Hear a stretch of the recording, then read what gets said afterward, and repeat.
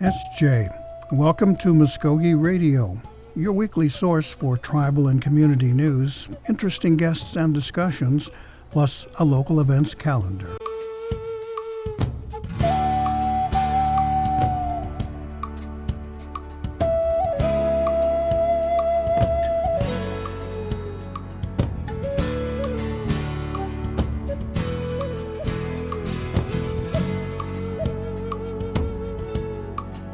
SJ Stongo, Gary Fife, Jaho Jeff Giddos, here on a windy morning in the beautiful downtown Okmulgee. My gosh, are you ready for the change of season that won't change the season? My gosh. It's supposed to be kind of nice today and then cold later on, so get your coat out and keep it handy if you don't wear it at the moment. We want to do a couple things today. We'll be sharing a bit of information about our Johnson O'Malley program at the tribe that helps with our educational opportunities. And November was Native American Heritage Month, celebrated in different fashions and different proclamations around the country. But first of all, let me share a couple of public service announcements that we think are real important. So stay with us here on Mvskoke Radio.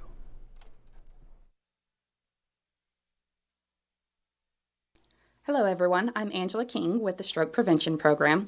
With the support of the Southern Plains Tribal Health Board and Mvskoke Nation, we want to help Native Americans in our community lower their risk for stroke and heart disease. 80% of strokes are preventable just by reducing health-related risk factors. If you are interested in how to reduce your risks, please contact me at 539-299-1530. Again, that number is 539-299-1530. Who am I? Am I Native? I don't want people assuming things because I'm Indian. I just want to be me. But how do I live in two worlds? Some guys just check out by doing meth. But that ain't for me. Because I see my family, my friends, my drum making, my future. There are a lot of cool things about being who I am. And meth isn't one of them. Learn more at ncai.org. A message from the Partnership for a Drug-Free America and the National Congress of American Indians. Earlier this month, Native American Heritage Month was observed and celebrated here in downtown Okmulgee on the grounds of our wonderful, famous council house.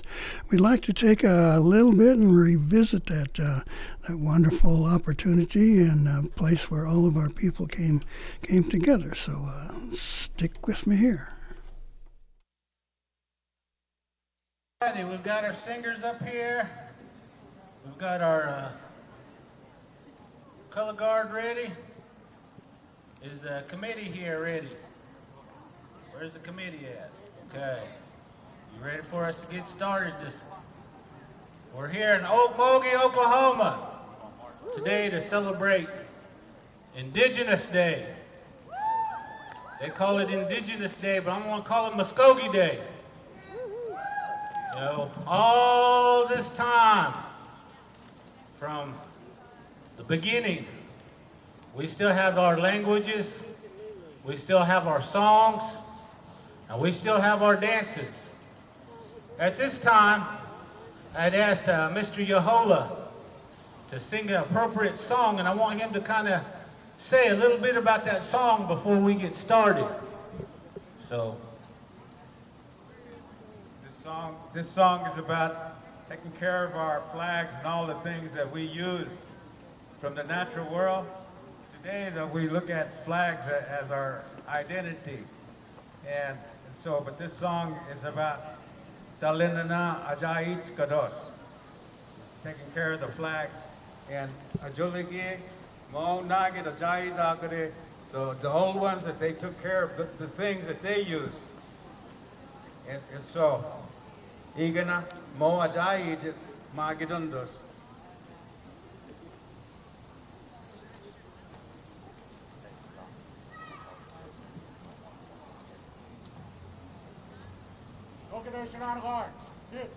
if everybody could please rise and take off your hat and show respect for the many flags. Take it away.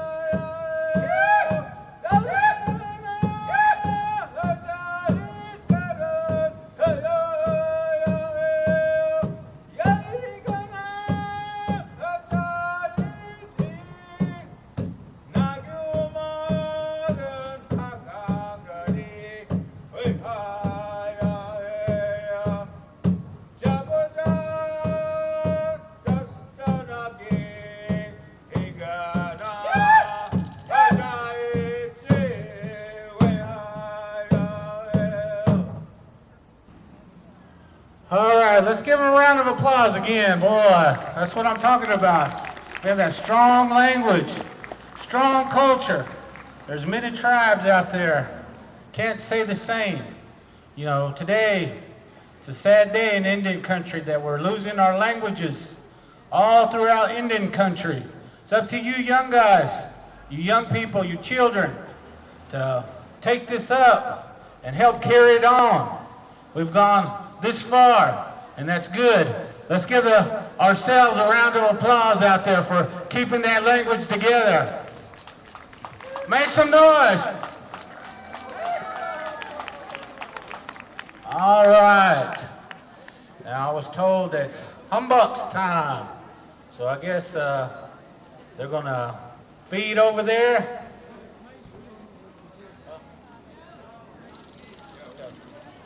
All right, at this time, we're going to also invite the Mvskoke Creek Nation Proclamation recognizing Representative James Jennings at this time. Let's make some noise for him.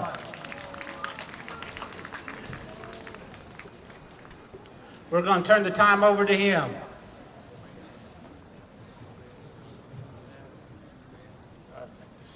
Can they hear me? Okay. Good afternoon. My name is James Jennings.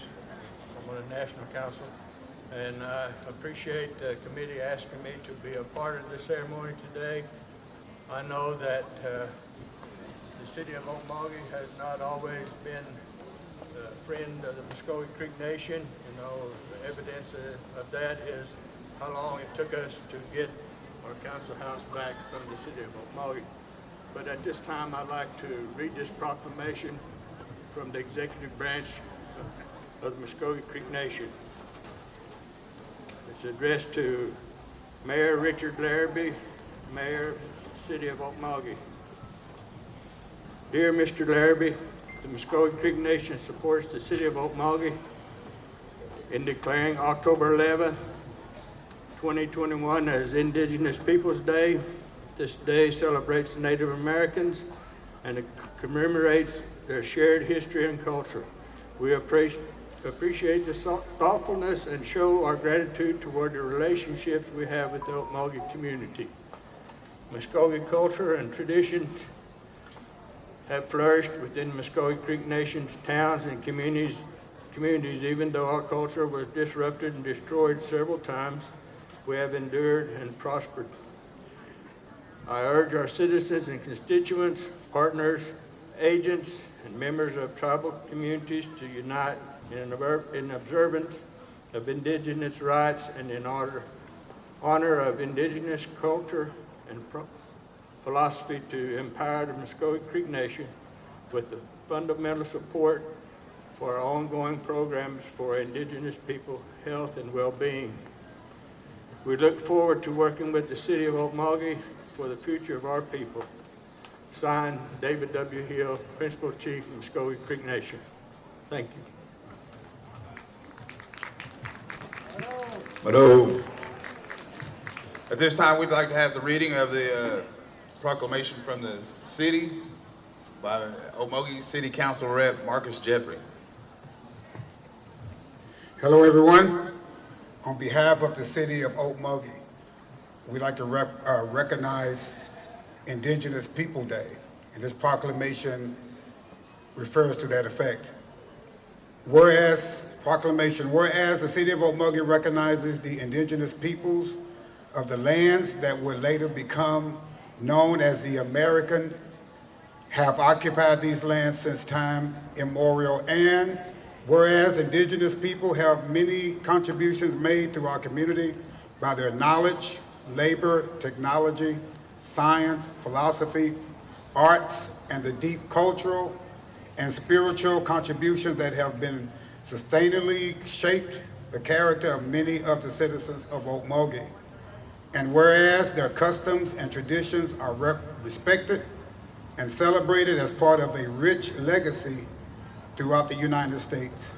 And whereas policies and practices that reflect the experiences of indigenous people ensure access and opportunity and honor Our nation's indigenous roots, history, and contributions are promoted in the city of Okmulgee. And whereas resolution number 2018-9-02 establishes Indigenous Peoples Day in the city of Okmulgee and is to be celebrated on the second Monday in October each year. Therefore, Richard Larrabee, Mayor, City of Okmulgee, Oklahoma, do hereby proclaim the 11th of October, 2021 as Indigenous People Day. Come on, give it up, give it up, come on, give it up wherever you are, give it up.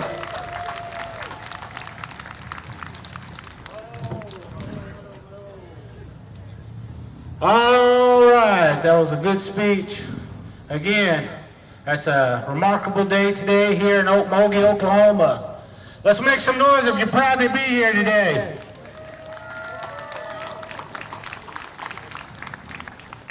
Can you say, no more Columbus Day, no more Columbus Day? All right. Mado. Okay, let me put an ID on the segment. Give me your name and title first, sir. My name is James Jennings of Mvskoke Creek. And you're representing the council here today on this occasion? No, sir, I'm not. I read the proclamation from the chief's office is what Miss Beaver and Miss Golden asked me to read that, and so I told them I would. Okay, well, what I want to ask people here today is, why is it so important that Indigenous Day be recognized? Well, as you may have heard me state a while ago, I've lived here in Okmulgee over 70 years, and the relationship between the city of Okmulgee and the Mvskoke Creek citizen hasn't always been a good affair. And so my comment was, had it been, it wouldn't have taken so long for us to get our council house back from the city of Okmulgee. And so that, so to me, with this going forward, as Okmulgee recognizing the second Monday of October as Indigenous Day, hopefully our relationship with the city of Okmulgee will continue to be better. Yes, we've noticed a lot of progress, cooperation between the two governments. Do you think that's going to be really taking effect still in the future? Do I think that the relationship between the tribe and the city of Okmulgee? Currently, I think it's a pretty well working. We still have some problems with our cross-deputization with our light horse and city of Okmulgee police, and so hopefully that would change in the future also. Okay, any final thoughts you want to share with our listeners? No, I appreciate everyone coming out today and being a part of this. It's a good day, and it's a good day for all Indigenous people. Thank you, sir. Let me put an ID on this segment. Your name? My name is Daniel Littlebear. Could you have it again? Daniel Littlebear. And you're dressed in fatigues today? Yeah, I'm part of the Mvskoke Nation Honor Guard. We were here to bring the colors in for our Indigenous Day. Okay, now your role has always been important in most events for the Mvskoke Nation. Usually there's a flag ceremony where you bring it in and people respect it. What's going through your mind when you make that march in carrying the banners? Well, since I've joined the Honor Guard, I think not only does it represent our country, but also our land, our homelands back in the southeast. But then overall, I think it represents the people that serve, like our tribal members and other indigenous people. It represents a lot, but mainly, probably the bottom line is the service to this part of the world, this part of the country, this part of this country, Okmulgee, our reservation, whatever. It gets down to that, but it's mainly my fellow veterans. I think that's one of the biggest reasons I joined the Honor Guard was because I seen them, the veterans that that maybe 5 or 6 years ago before I joined, I seen them serving, providing service to those that passed on, our veterans that passed on, and so they were good to my family and my family's need. I have a lot of veterans that are in our family, and so a lot of them have passed on and they've served, They honored my relatives. Do you ever have any mixed feelings about carrying the flag that displaced our people and caused so much heartache? How do you feel about that? Well, it's an honor to carry the Mvskoke Nation flag, and it's an honor to carry the POW flag, because that represents us. And so as far as carrying the national colors, you think about it, but like I said, when you really think about it, it's about all of us. It's about this part of the land. One of the reasons I joined the military was I wanted to be accountable to this part of the world, to our people. I didn't want anybody else coming here and trying to take over. So that kind of appeases maybe, but there are mixed emotions, mixed feelings about how to carry the flags, So, but it's an honor to do it regardless. Okay, Widow. I guess we're going to listen to a little bit of music from Mr. Daniel Burgess. Talk with me for a second. Okay, testing 1, 2. Let me put an ID on the segment, your name and title. Hello, my name is William Lowe, Council Representative, Okmulgee District. Okay, we're here on Indigenous Day, being observed all across the nation. Why is it so important for it to be happening here in Okmulgee? Oh, I think it's, of course, Okmulgee is the capital of the Mvskoke Creek Nation, so for us it's near and dear to our heart to have the celebration here at the Council House. This morning I started my day with being the guest speaker in Mvskoke, Oklahoma, for their Indigenous Peoples Day celebration, which is great and fantastic, same atmosphere. But here in Okmulgee, being the capital of the Mvskoke Creek Nation, just means something special to me. The day is really marked with a lot of different emotions, I think, here today.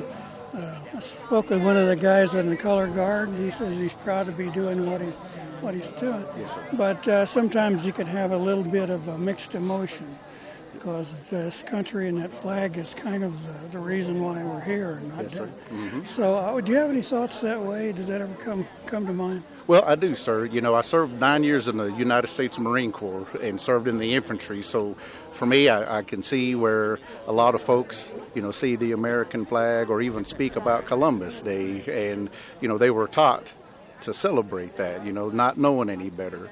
But for us and for me as a Mvskoke Creek citizen, I think the Indigenous Peoples Day has been something that has been long overdue. And for President Joe Biden to commemorate this day for us, the first president to do that, means so much to me. And, it kind of gives me that self-pride that I serve not only our great country, but our great tribe as the Mvskoke Creek Nation. Now, around the nation, there have been some calls for the Indigenous Day to replace Columbus Day, and in many places it's happened. What are your thoughts on something like that? Oh, yes, I would love to see it.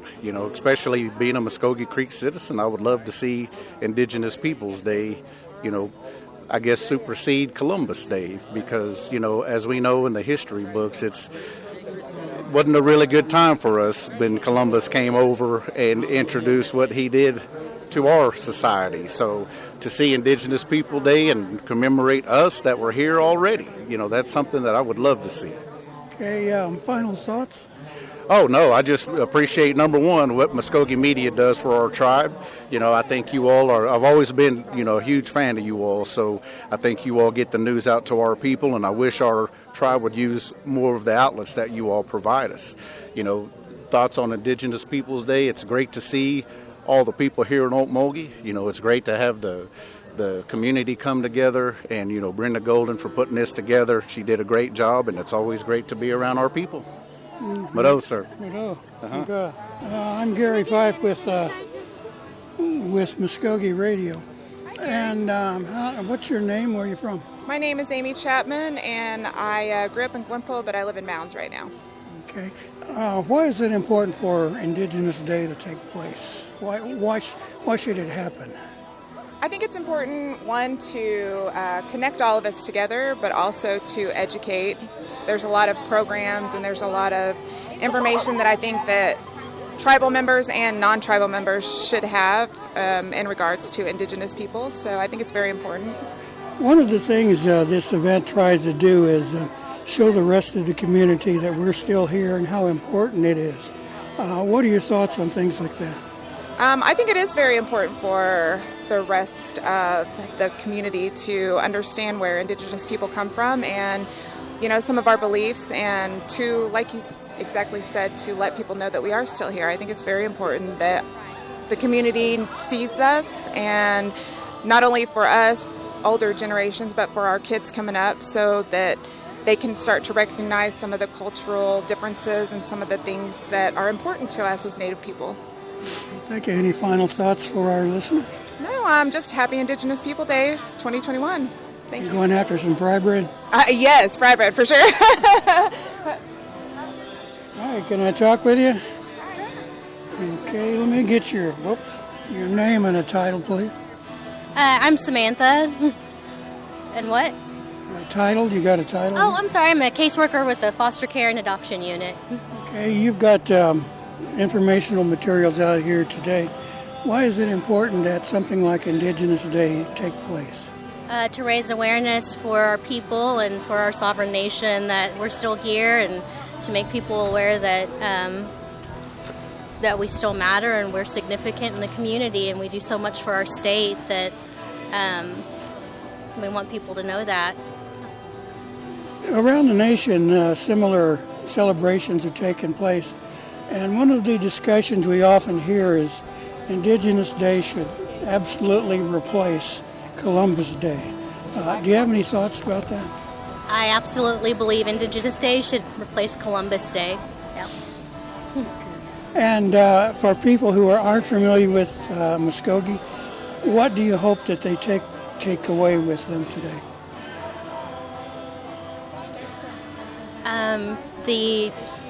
The beauty of all of our separate nations and how unique each one of us is, and that I don't have a good answer to that question. I think you just did. All right, thank you. No, but... All right, can I talk to you for a second? Sure, what's your name, and do you have a title here? My name's Michelle Bender, and I'm with the Mvskoke Creek Nation's Children and Family Services, Foster Care and Adoption. The question we're asking everyone is, why is it important for something like an Indigenous Day to take place? To bring awareness to the tribes, to let everybody know that we're still here and we're still vibrant and working to progress our communities and to protect our children and to protect our sovereignties as well. Well, that's always been a real big question that many people have asked. So we're here in Okmulgee, the capital of the Mvskoke Nation. Sometimes the relationships hadn't been that good in the past, but I feel they're progressing. What are your thoughts there? Why is it important for it to happen here in Okmulgee? Because this is the capital of the Mvskoke Creek Nation. So I would think that this would be the heart of the Mvskoke Reservation, and I think the epicenter of change. There's been talk about having Indigenous Day replace Columbus Day. What are your thoughts on that? Well, I'm Native American, so I'm never going to be for Columbus Day. I think that Indigenous Day is perfectly suited for our people. Well, thank you very much. Thank you. Quite the reach.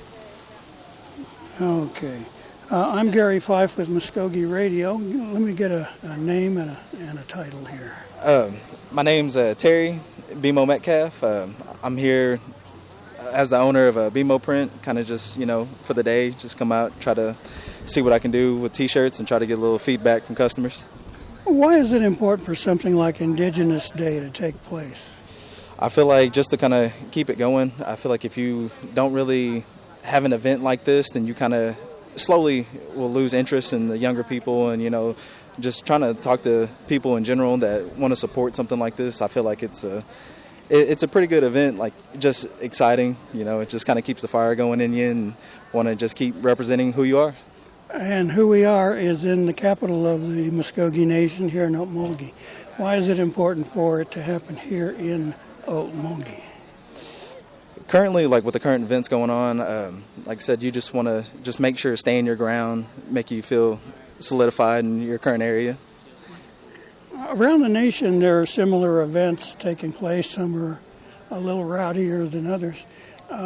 And one of the things you hear sometimes is Indigenous Day should replace Columbus Day.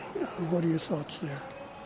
To me, I feel like learning the history about it, we were kind of told wrong going throughout school. It was kind of, distorted a little bit. And I feel like now that we know the truth, I feel like, to me, it's a good idea. I mean, we were here, and everything that's happened in the past, wasn't what we were told. So now that we know, it's something that you feel like you can change now. You can stand together and actually make a change. Okay. Test 1, 2, Gary 5, Mvskoke Radio. Did we talk to you at the museum? Yes. Okay, let me get your name and a title again. Okay, my name is Brianna Elizabeth Hill. I am Mvskoke Creek and Dakota, and I am the 2019-2021 Miss Indian Oklahoma. Well, you're here in Okmulgee, in the Mvskoke capital. It's an observance of Indigenous Peoples Day. Why do you think it's important for events like this to take place? It is so vital for our tribal nations to gather and to celebrate us as Indigenous people, to show that we're still here, we're still celebrating our traditions, our culture, we still recognize our language, and just to show how important it is to us. And our culture is what makes us, it gives us our identity. And so it is so important for us to share with each other and to show and teach our younger ones so they can carry out for the future generations, but not just for us as Native people to celebrate, but to also show people who are non-Native, teach them about our own culture, about the lands that they're on. Why is it so important then, I guess, for it to happen here in Mvskoke, which is capital of the Mvskoke Nation, but also in Oklahoma? Is this like a reminder, kind of a stance of pride? I don't know. What do you think? What would you say? Why is it so important for it to be happening here in Okmulgee and Oklahoma and teach the others? Events here in Oklahoma for Indigenous People Day, there's many events going on in Oklahoma, and it's so important because there's so many tribes that have been forcefully removed here to present-day Oklahoma and migrated here and call Oklahoma home. And because Oklahoma is the home of over 39 federally recognized tribes, it is so important for us to take this day to celebrate and to gather and to show who we are as Native people. Finally, events like this are taking place across the nation, many other observances, and in some of those discussions it's been talked about having an Indigenous Day replace Columbus Day. What are your thoughts on that subject? Well, my thoughts on Indigenous Peoples Day replacing Columbus Day, I don't think... I think it's important for Indigenous people to be recognized as its own holiday, away from Columbus Day as a whole. I think we should have our own opportunity to celebrate who we are without being maybe reminded of or overshadowed by Columbus Day, because there's still people out there who are fighting this antic and are more pro-Columbus and anti-Indigenous. Okay, any final thoughts for our listeners? I'm very proud to be here on Mvskoke Creek Nation reservation lands. I'm glad to gather, and I'm really glad to represent Oklahoma Federation of Indian Women and be a proud Indigenous woman. Okay, we hope you enjoyed that look back on Indigenous Day for 2021 here in Okmulgee. We're going to take a short pause here, and then we're going to come back and talk about the Johnson O'Malley program here with the Mvskoke Creek Nation and the Education Department. So stay with us, please, here on Mvskoke Radio, here on 1240 The Brew. I started doing it when I was 11. I wanted to be just like my big brother. And some of my friends were already doing it. We got hooked fast. I just can't get enough. I'm Jacob, and I'm addicted to playing the drums. There's lots of stuff that makes it cool to be Native. Doing meth isn't one of them. Find something better to do. Check out ncai.org. A message from the Partnership for a Drug-Free America and the National Congress of American Indians. Welcome back to Mvskoke Radio here on the Brew. I'm Gary Fife, Jaho Jifkidos, and joining us here in the studio are Regina Keith and Brittany Kessler from our Johnson O'Malley program, if I can get it out. And they're here to talk about some of the things that they've been doing and wonderful new opportunities coming up. So welcome. Appreciate you coming down and making time out of your schedule this busy holiday. Ms. Keith, perhaps we could start with you, and for listeners who are not familiar with JOM, Johnson O'Malley, Yes. Probably a quick capsule of what it is. Okay, well, Johnson O'Malley is a program that are at the tribe assists 52 school districts within our 67. We have 67 schools within our reservation boundaries. We have 52 school districts that have JOM programs. And we provide funding to those programs that apply with us. And some of the things that they use their money for would be student fees, ACT fees, extracurricular activities, incentives for grades, NASA programs, college and career readiness, and also the famous school supplies. Most people know us as school supply people, but there's so much more that schools use their funding for. So it's pretty much been a supplemental program Yes. for the educational efforts. And it's been around for a long time. I remember Yes. showing my own age back in the end of the 70s when it was discussed about being available to tribes Yes. In fact, it was established in 1934. And I have some information here. It was Hiram Johnson, W. Johnson. He was the chairman of the State Senate Committee. And Thomas P. O'Malley, he was the chairman of the House Committee on Indian Affairs. And that's how Johnson O'Malley came to be. You know, I never knew that. Yes. We'd always heard it before, and educators having fun with it. I remember attending a convention and sitting in the lounge, and somebody requested a birthday song, and walked over to the pianist and so she started up and said, "Happy birthday, Johnson O'Malley." Brittany, now you have an important position with the staff. What is it that you do? I'm a field specialist with Johnson O'Malley. I service 24 of the 52 schools that we have. Billy Proctor, he works with me. He's the other field specialist. He does the other schools that we have. We just make sure that our schools are remaining in compliance with their federal guidelines. We offer assistance as needed for our schools. Whatever needs, they kind of talk to us.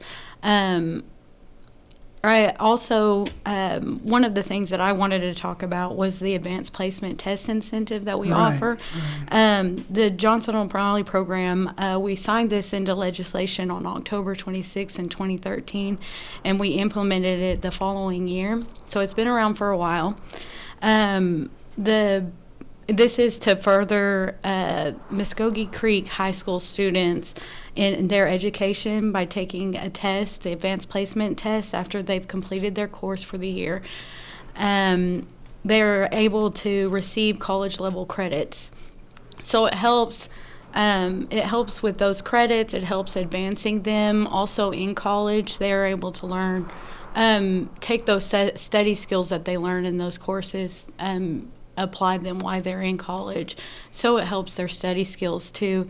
The incentive pays for the testing fees. The deadline for the application is February 4th for 2022. Testing begins in May of 2022, so they have some time still between now and then to apply. You can find the information. It's located on our webpage under the Johnson O'Malley tab. Under the Education tab, Johnson O'Malley, and then you'll click on Forms and Docs, and then there you should find the Advanced Placement Test Incentive. It's in green, and you'll click that. In order for the students to be eligible, they must be Mvskoke Creek citizens. They'll want to get their information. They can upload it in the document on the application. They can upload their citizenship card, and then they need their class schedule of some sort, saying that they are in AP courses. And we do up to 5 tests, so they are able to. We pay for 5 tests. So let me ask you to translate a bit for us. Yes. Now, when we say advanced placement, we're talking about students getting college credit while they're still in high school or something like that? Yes, they're able to. So some colleges, most colleges will take the AP testing, their scores from those, and I believe if it's a 3 or higher, they're able to use those scores to kind of like clip out of the 0 level, or those not just 0 level, but even their college courses. So like Comp 1, Comp 2, other classes like math, they offer up to 6 different academic disciplines. Those are like art, English language arts, history and social services, math, science, and world language within the AP courses, but not every school has those courses available. And even also some schools don't have AP courses available at their school, but if a student is interested in taking an AP test to advance in college, because it is it is nice to have that colleges look at those. They're able to get scholarships based off of those, college credits based off of those, and so they can talk to their counselor at school and see if there's a surrounding school that they're able to get in on those testings if they have that particular test available there at that school with them. So they just need to talk to their school counselor and see.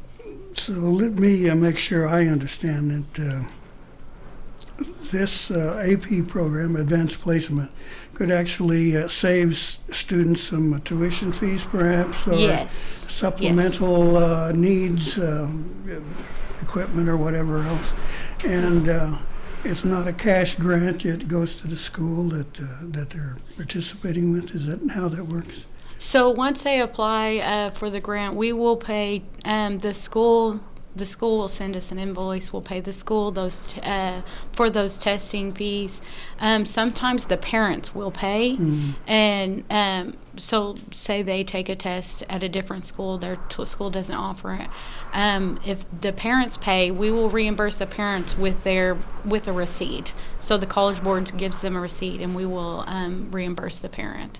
Well, with the skyrocketing costs of higher education, that could be a real benefit right about now. Yes. It is. The testing fees usually range between $85 and $100. Ooh. Yes. So, and if they take up to 5, I've had around $400 requested on AP testing fees, and that was about 4 to 5 tests that a student was taking. So, it does offer some help to the parents and the students.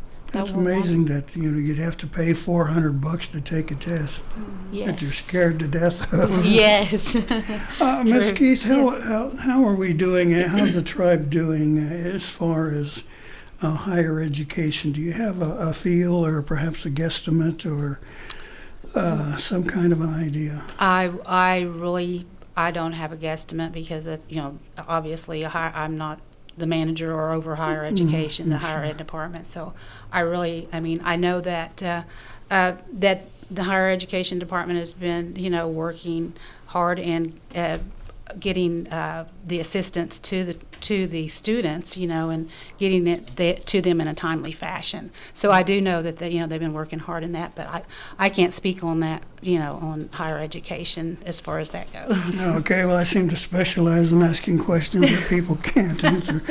That's okay. Why I get paid. I can answer JOM. Go ahead. Well, where are our students looking? I mean, are there particular disciplines that are more popular than others? Well, as far as Johnson O'Malley, I mean, I think that we're seeing more now than ever. The needs of students has become, besides tutoring. Tutoring is always a great need, and especially now since they were out, in virtual learning, last year. So a lot of the students fell behind, and they're needing, assistance, getting their skills up to grade level, and that's a really great need.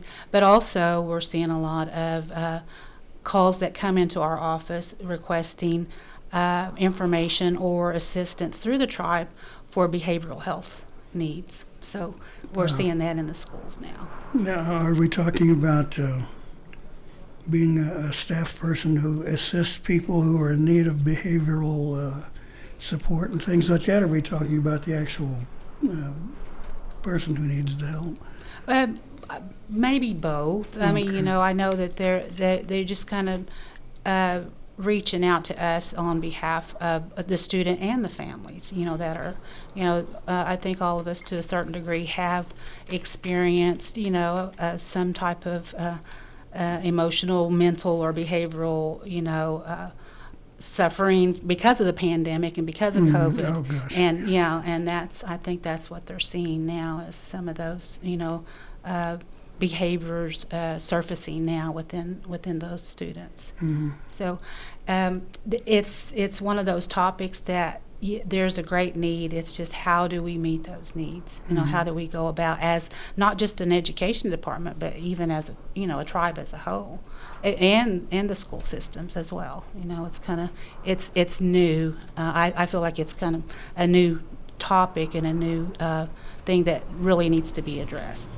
Okay, are you seeing this kind of thing at your level, Brittany? I mean, these problems or challenges occur there with your more of a boots on the ground kind of position?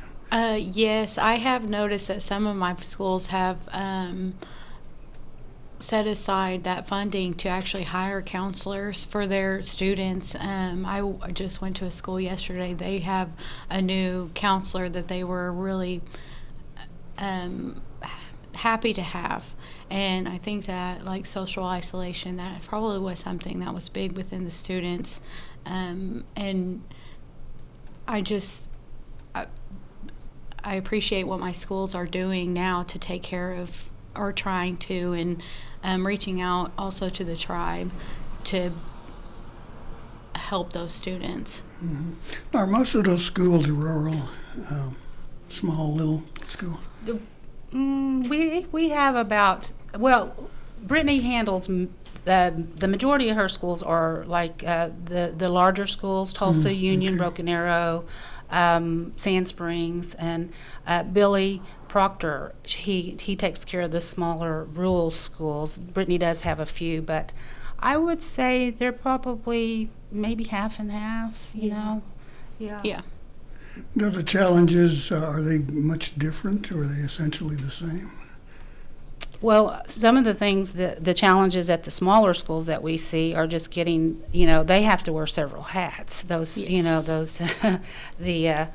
sometimes it's the superintendent handling JOM and, and everything else where, they don't have the staff. So they, taking care of the compliance paperwork and things, that's not really high priority with them. So that's where we really have to dig in and help them out with those kind of things. But right, if you take federal money, you got to account for it. Yes. Unfortunately, you have to do that. But and we try to do that and provide trainings for them. And we haven't had what we call an in-service. It's a big training that we have where all of the programs personnel come, even the parents and superintendents will come, and we provide resource training as well as training that they need to be in compliance with JOM. But we haven't had to have those.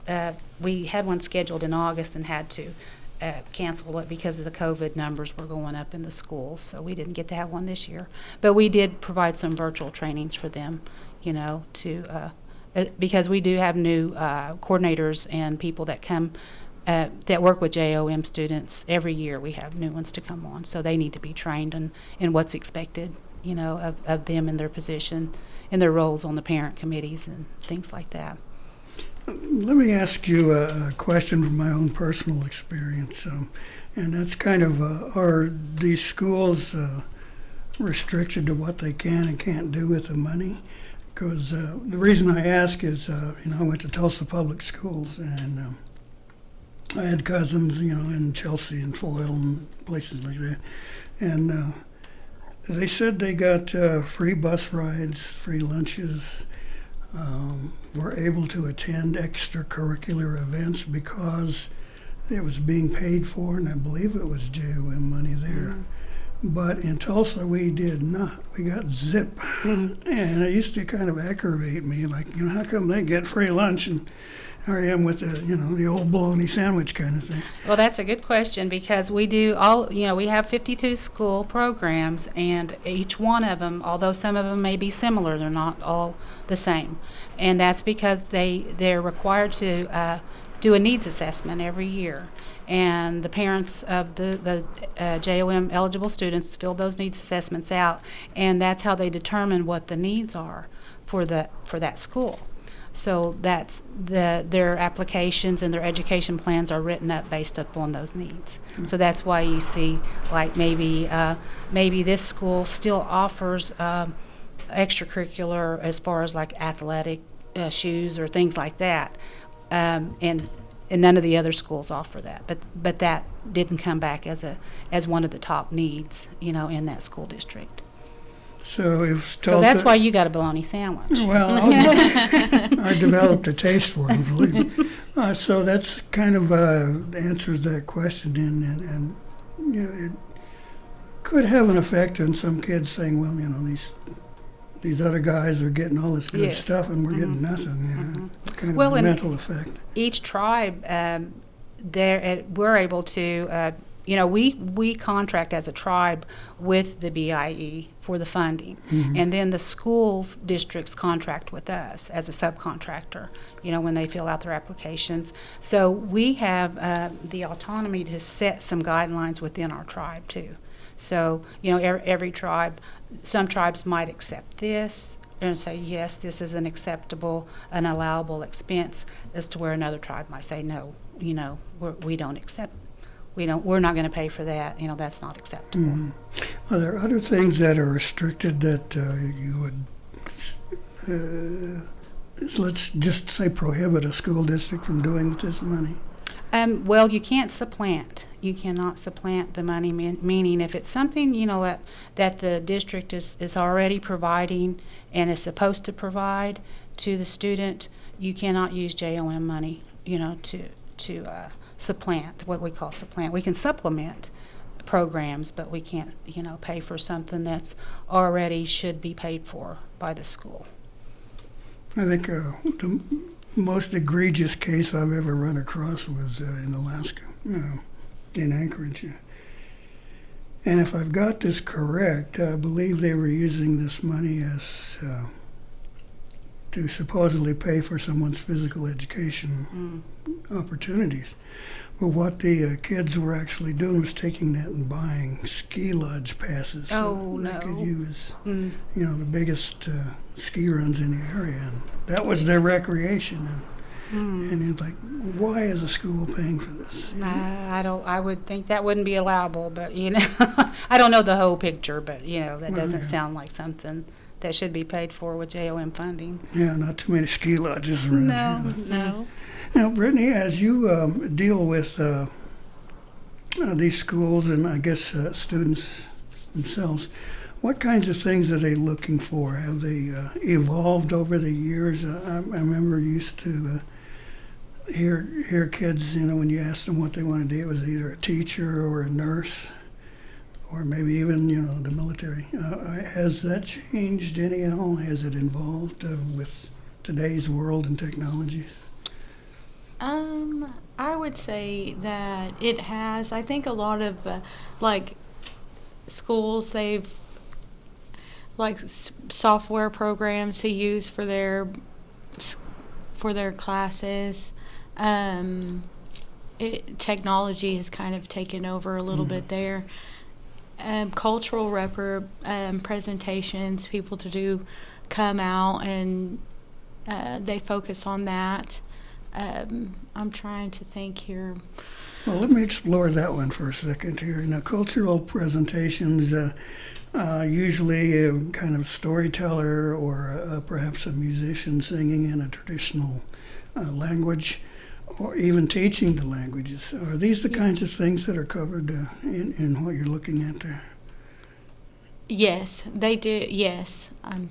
I'm sorry, I didn't hear you. What was the question? Is that the kind of thing that they are looking for? That is what they are. They want. My coworker Billy Proctor, he had put a list together of cultural presenters that we have in the office that we're able to give to our schools, and it's a great resource tool for them if they are looking for more cultural presentations and things to do for their students. Yeah, I understand language is a huge project there now. With us losing fluent speakers so much now, is the challenge harder for you to kind of do those cultural presentations and keep up? Not so much with the language, I guess, because with JOM, and I'm glad you mentioned language, because I wanted to, before we get off the air, I wanted to give a plug for the Challenge Bowl. Oh, yes, please.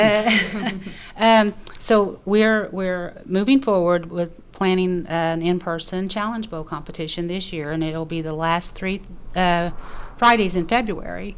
And language speakers are some of the official positions that we always lack with the Challenge Bowl competition and getting those fluent speakers. And you don't really have to be fluent if you know how to read, if you know the alphabet, if you know how to sound out the words and kind of have an idea and have been around speakers and you can be a language speaker. And I told Brittany I was going to rope you into volunteering for Challenge Bowl to be a language language speaker. Whoa. Becky Barnett, are you listening to this? She's my Mahaya. Yeah. And I have I've done the introductory things. Yes. I can introduce myself and get myself fed, but beyond that, I'm not real firm. But if there's some way that perhaps I could be of some assistance, then we'll see what we can do about that.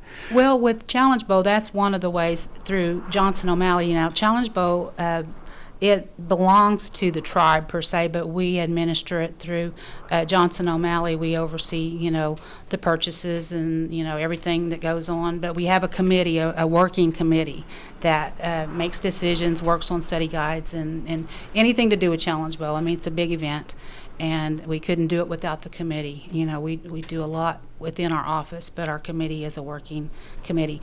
But I wanted to mention that this year, our deadline was last Friday, and we have 103 teams registered to compete. I know, and that's great. But we're going to be looking for volunteers, and I'd like to put a plug out there for volunteers. If you would like to volunteer for the Challenge Bowl events that will take place February 11th, February 18th, and the 25th, you can contact Melinda Deeringwater at 918-549-2522. She's our volunteer coordinator for the Challenge Bowl. Here's a weird pointed question. Should it be changed to the Glenpool Challenge Bowl? They dominate. Of course, They do. Of course, I'm joking, but you have to pat those folks on the back for being so effective. Yes. And either of you have an idea or speculation about why they are so good at what they do? Well, they're dedicated, of course, but they do offer language classes from and I do believe they still do, as part of their curriculum there. So that may attribute to it. But with elementary, I don't know if they do at elementary level, but they really take it serious and they study. They study with their kids and they know how to study. They know what it takes to compete in the Challenge Bowl. Yeah, I always found that kind of interesting because it's been said that southern part of the Creek Nation is strongest in tradition and language, as opposed to the northern, and I guess Glenpool would fall into the northern part. So. But it's so refreshing to see this strong interest and support that they get. Yes. And, that's where I live, so if it's okay if our town walks off with a lot of ribbons, that's fine. Okay, now we're going to wrap this up here in about 2 minutes. If there are other things that you would like to mention now, you got any projects coming up? Well, we besides the Challenge Bow, that's what we're heavy into right now. But I did want to go back to advanced placement incentive. We that deadline is February. You'll have to help me. February 4th. February 4th. We would like to see our numbers increase in that, and that's offered to any Mvskoke Creek student that's enrolled in AP courses in the United States, not just within our reservation boundary, but within the United States. So we would like, people, if you're listening and you know people in other states or relatives, let them know that's available for them to get their test fees paid through the Johnson O'Malley program. And if you need any more information, you can always call me. My number is 918-732-7840, and we can talk and get you hooked up with the application and walked through the application process. Okay, now a real quick one. Other side of the coin are the things that you can't ask for in this program, things you won't fund. We won't fund? Yeah.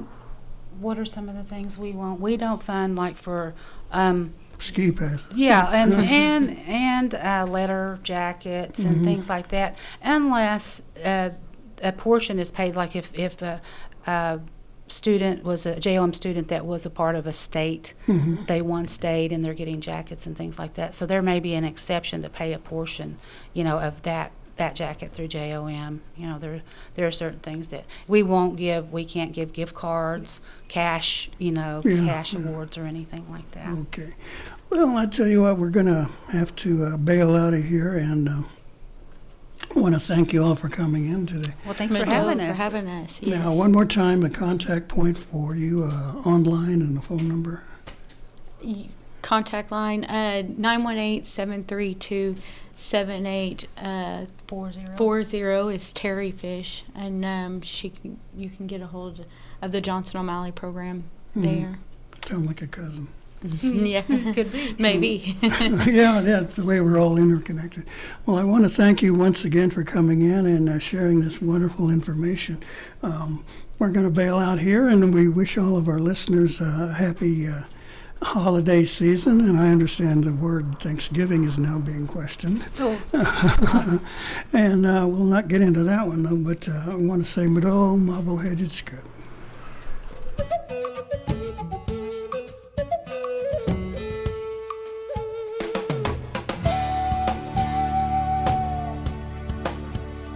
You've been listening to Mvskoke Radio. Join us again next week for more local, tribal, and community news and updates. Mado.